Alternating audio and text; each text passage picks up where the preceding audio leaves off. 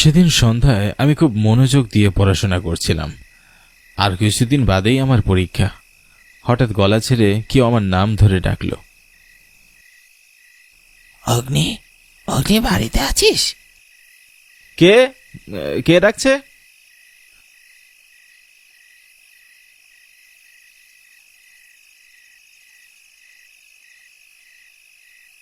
পড়ার টেবিল থেকে আমি বাড়ির উঠোনে এসে দেখলাম আমার বন্ধু সুজয় আর নিলয় খুব পরিপাটি হয়ে দাঁড়িয়ে আছে। আরে সুজয়, নিলয়, তোরা আজকে তো তোদের খুব সুন্দর লাগছে রে, সেজে গুজে। এই ভোর সন্ধ্যাবেলা কোথায় যাচ্ছিস? কিরে অগ্নি, তুই ভুলে গেলি আজ রাতে না আমাদের মেলায় যাওয়ার কথা? হ্যাঁ রে অগ্নি, তুই এখনো রেডি হোসনি? তুই কি মেলায় যাবি না? ওহো, আমি না একদম ভুলেই গিয়েছিলাম। তোরা একটু দাঁড়া, আমি এক্ষুনি মাকে বলে আসছি। মা, ও মা।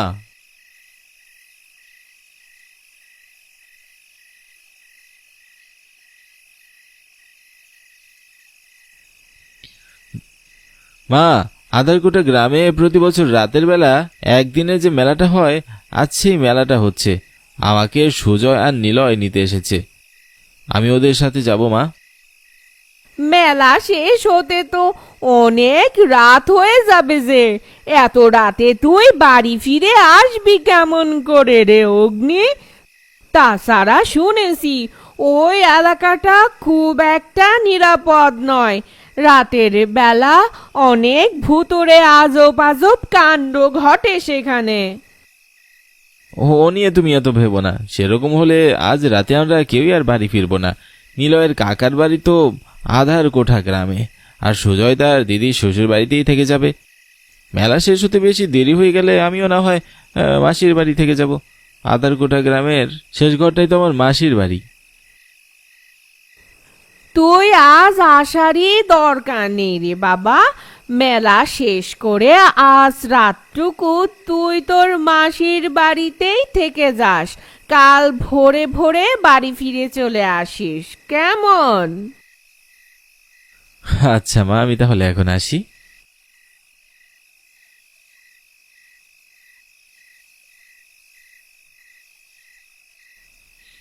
মায়ের কাছ থেকে বিদায় নেওয়ার পর আমি আর আমার বন্ধু বেরিয়ে পড়লাম।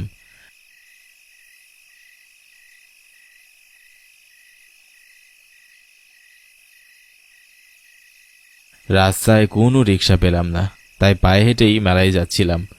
অমাবস্যার ঘুটঘুটে অন্ধকারে পথঘাটে কিছুই ভালো করে দেখা যাচ্ছে না। আমাদের গ্রাম থেকে আধারকোটা গ্রামের দূরত্ব প্রায় 4 কিলোমিটার, কিন্তু সুজয় আর নিলয়ের সাথে গল্প করে হাঁটতে হাঁটতে কখন যেন এই লম্বা পথ ফুরিয়ে যায়।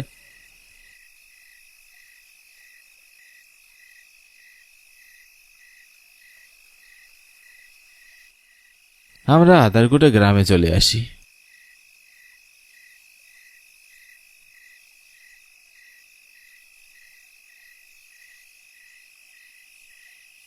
কিরে অগ্নি, হঠাৎ দাঁড়িয়ে পড়লি কেন? ওই তো, ওটা আমার মাসির বাড়ি। তোরা এখানে একটু দাঁড়া, আমি মাসিকে জানিয়ে আসি। আজ রাতে আমি মাসির বাড়িতে থেকে যাব। আচ্ছা ঠিক আছে, যা, দ্রুত আসিস।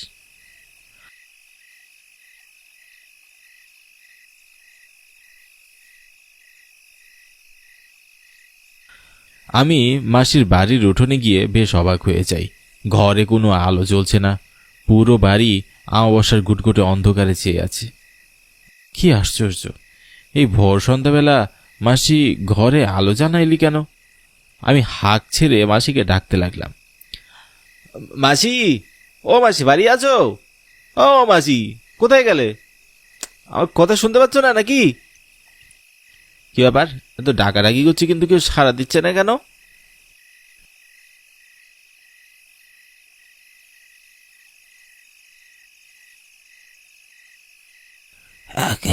তুমি অন্ধকারে কারো কর্কশ কণ্ঠ শুনে ভয়ে আমি চমকে উঠলাম।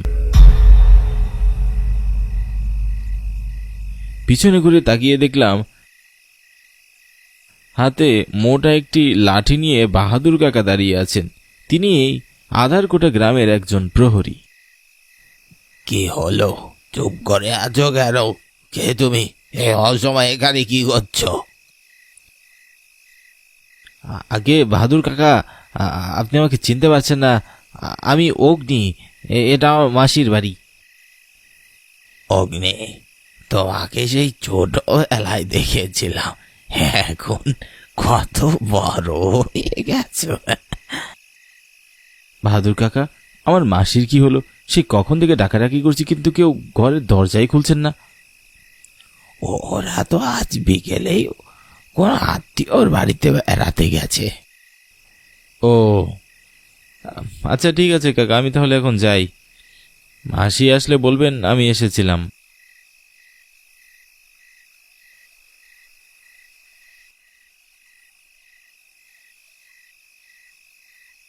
তারপর আমি সুজয় আর নিলয়ের সাথে মেলা দেখতে যাই। প্রতিবারের তুলনায়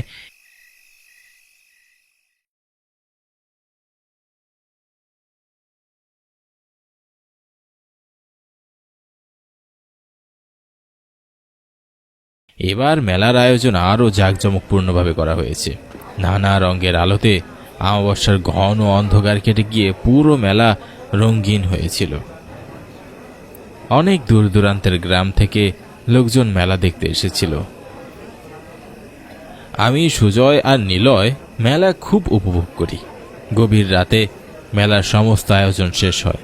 তারপর যে যার মতো বাড়ির উদ্দেশ্যে রওনা হয়। অগ্নি, এত রাতে তোকে একা বাড়ি ফিরতে হবে না।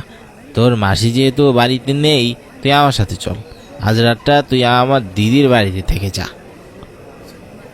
তোর দিদি মাত্র কিছুদিন আগেই বিয়ে হয়েছে, এখন আমি তোর সাথে ওই বাড়িতে গিয়ে ওটা ঠিক হবে না। দেখ, তাহলে আমার কাকার বাড়িতে চল অগ্নি, কিন্তু তবু তুই এত রাতে একা একা যাস না। এই গ্রামের রাস্তাঘাট খুব একটা ভালো না। তোরা আমায় নিয়ে তো ভাবিস না তো, আমার কিছুই হবে না। দেখবি আমি ঠিকভাবে বাড়ি পৌঁছে যাব। তাছাড়া অনেকটা পথ তো, তোরা আমার সাথেই থাকবি। আমরা তিন বন্ধু নানান গল্প করতে করতে হাঁটছিলাম।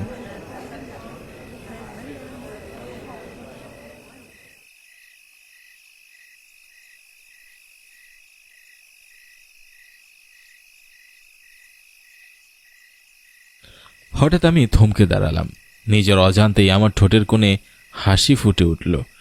নিলয় পিছনে ঘুরে আমার দিকে তাকিয়ে বলল, কিরে অগ্নি, দাঁড়িয়ে পড়লি কেন? নিলয়, সুজয়, ওই দেখ, মাসির ঘরে আলো জ্বলছে। নিশ্চয়ই মাসি বাড়ি ফিরে এসেছে। তাহলে আর এত রাতে আমি বাড়ি না যাই, আজ মাসির বাড়িতেই থেকে যাই। তোরা সাবধানে যা তাহলে। ঠিক আছে রে, তাহলে আমরা গেলাম।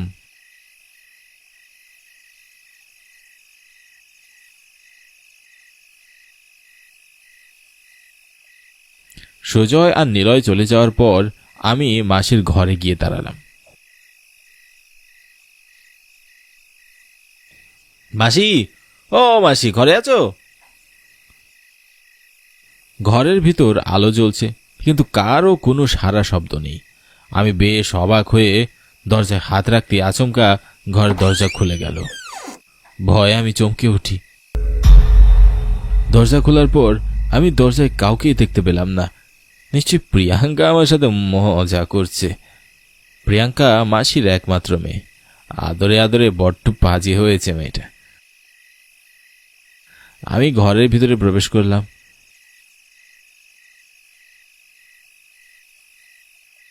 এবং এখানে সেখানে মাসি আর প্রিয়াঙ্কাকে খুঁজতে লাগলাম। মাসি, ও মাসি, প্রিয়াঙ্কা, এই প্রিয়াঙ্কা, কোথায় কোথায় তোমরা? কি আশ্চর্য, ঘরের কোথাও আমি ওদেরকে দেখতে পাচ্ছি না।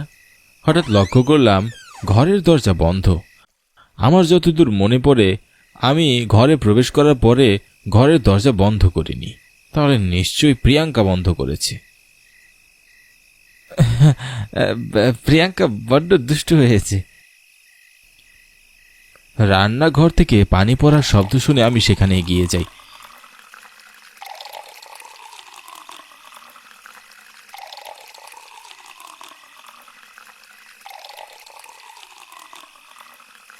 গিয়ে দেখলাম রান্নাঘরে কেউ নেই, আর কল থেকে অঝরে পানি পড়ছে। মাসি কি যে করে না, কাজ শেষ করে কল বন্ধ করতেই ভুলে যায়। এত ভোলা মন কেমন করে হয়? পানির কল বন্ধ করে আমি রান্নাঘর থেকে বের হতে লাগলাম।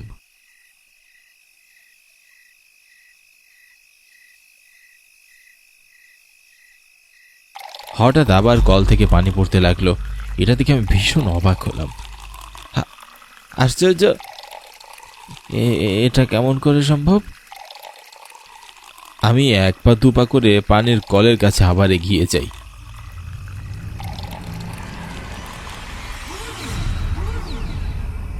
ও কল তুমি বন্ধ করতে পারবে না অগ্নি?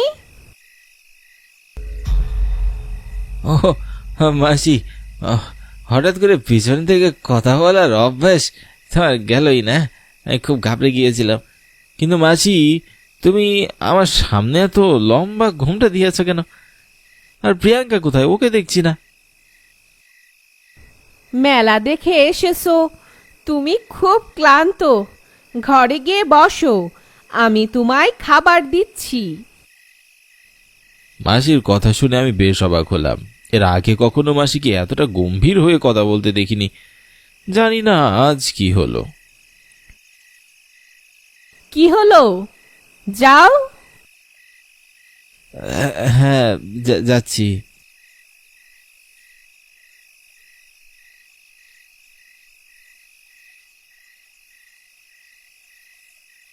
আমি মন খারাপ করে মাসির রুমে গিয়ে বসলাম।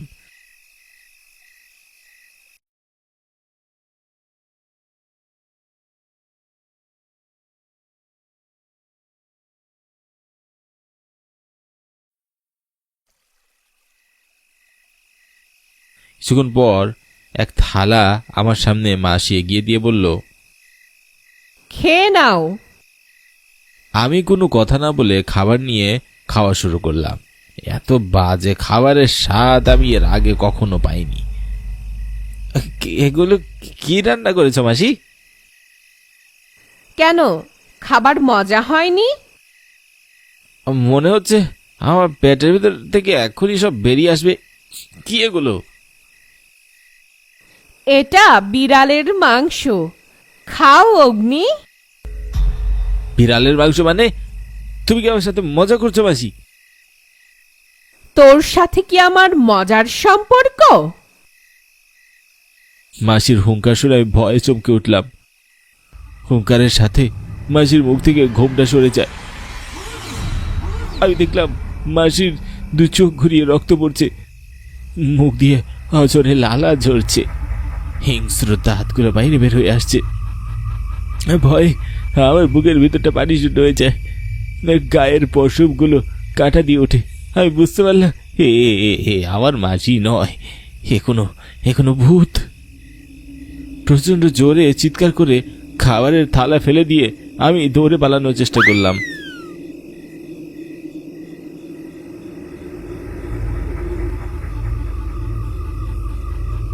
কিন্তু কি আশ্চর্য, ঘর থেকে বাইরে বের হওয়ার কোনো দরজায় আমি খুঁজে পাচ্ছি না।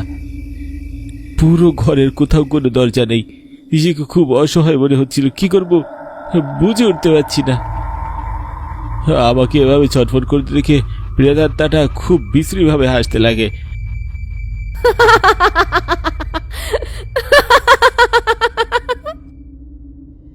বুকের ভিতরের প্রাণ পাখিরা দুকদুক করছে। ভয় আমার প্রাণ যায় যায় অবস্থা। প্রেতাত্মাটা ধারালো হাত দুটো আমার গলায় চেপে ধরলো।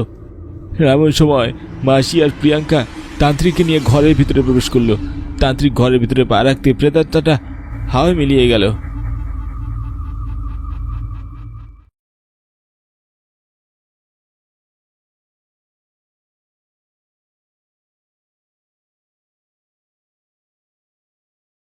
তারপর তান্ত্রিক আগুনে ঘি ঢেলে যজ্ঞ শুরু করলো।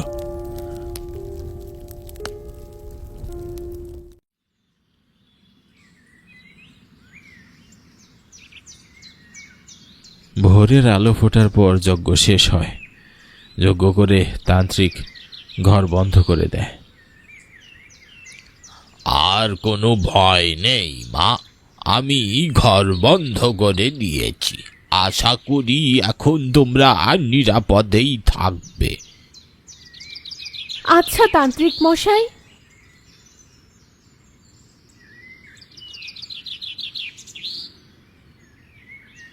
মাসি, কি কি হচ্ছে এসব? আমার সাথে গত রাতে কি হয়ে গেল? আমাদের এই আধার কোঠা গ্রামে এক ভয়ঙ্কর প্রেতাত্মার অভিশাপ রয়েছে অগ্নি। প্রতি বছর প্রেতাত্মারা কারো না কারো ঘরে অবস্থান করে। এবার এই অভিশপ্ত প্রেতাত্মাটির নজর ছিল আধারকোটা গ্রামের শেষ ঘরের উপর। গত রাতে আমি ওর উপস্থিতি টের পেয়ে ত্রান্তিক মশাইকে আনতে গিয়েছিলাম। ভাগ্যিস আমি সময় মতো এসেছিলাম, তা না হলে আজ তোর সর্বনাশ হয়ে যেত। মাসির কথা শুনে ভয়ে আমার গা কেঁপে উঠল। ঈশ্বরের কৃপায় এখনো আমি বেঁচে আছি। অনেক বড় বিপদ থেকে আমি বেঁচে ফিরেছি। মনে মনে ঈশ্বরকে ধন্যবাদ জানিয়ে আমি আবার বাড়ি ফিরে যাই।